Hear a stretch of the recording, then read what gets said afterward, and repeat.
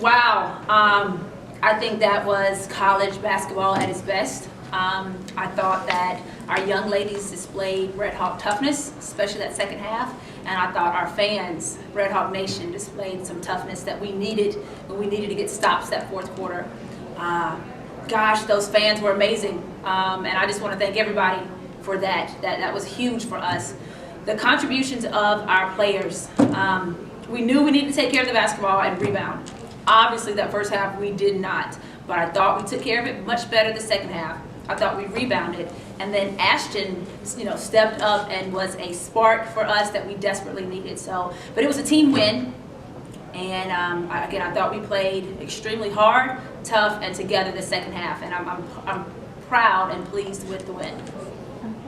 Ashton, obviously a spark there. Can you take me through what was going through your head when she hits 3 threes in a row, and kind of, what was happening, at that point, what was going through your mind? And then just tell me a little bit about what you kind of expect from Ashton when she comes into the game and what kind of she provides for this team. Well, before she got to the second and third one, she hit one, and I was like, let's see if she's feeling it. So we ran something for her, and she'll tell you she can't get shots if people don't set screens or, she doesn't get the ball. And so we executed it really well, and then she got that second one. And then I think it may have been a drive and kick on the third one. And gosh, I'm thinking, how can I get her another shot? How can I get her another shot? And we were using her as a decoy the next time because we knew they were going to be playing her hard. And Imani had a wide open 3 that for whatever reason she didn't take. But hey, we'll figure that out. I'm thinking with Ashton, you never know what you're going to get as far as what her body can give her. But I know every game she's going to give me everything she has, whether she scores a point or not. She's going to give me everything she has. I don't think people realize that after our last game, which was 2 days ago, she had to go to the hospital and get an x-ray because she was blocking out. It was physical, and the other girl's foot was in her back. And after the game, she was like, it was hurting. So they had to go check on her. And then for her to come out and do this with a bruised back tonight, God, I wish she had a healthy body. For her, not just for me, but for her. But I know every night I'm going to get everything that Ashton has. Whatever's in her tank, she's going to empty it. Okay. And you mentioned the second half, the turnovers. I think you only had 6 in that second half there. What was kind of the difference? Was it just girls focused on not turning the ball over, realizing that TSU was going to start jumping passes up? What do you think it was? You would almost think that we didn't talk about the fact that they're athletic and they like to steal, and we didn't prepare for them. That's what it sort of looked like that first half. But I thought we played timid. And we played too much sideline to sideline. We didn't get enough post touches. And I think that was the difference between the first half and the second half. We got post touches, we got paint points, and then Ashton. That was the difference. But also, in us taking care of the basketball, they couldn't score in transition. They had 15 first half points off of turnovers. And I think they had 7 in the second half. That was huge. But yeah, we didn't play timid.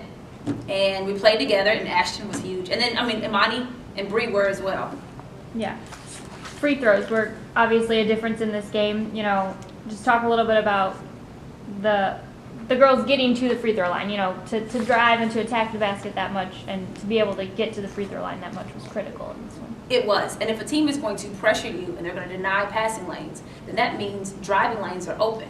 And you've got to be able to get in the paint. Now, Tennessee State's a good defensive team because then they're going to help. So then you've got to find whoever the man helped off. You got to find that offensive player. And I thought the drive and kicks, again, that helped us. Aaron, I forgot your question.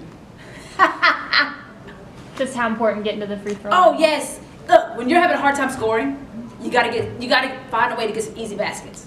Okay? And I think that the driving lanes helped. And I think the fact that, like Imani, instead of just catching it and throwing it up there just to get a field goal attempt, she tried to finish. And because she tried to finish and she would bury her defender, she was rewarded by being able to go to the free throw line. That's the answer. Okay.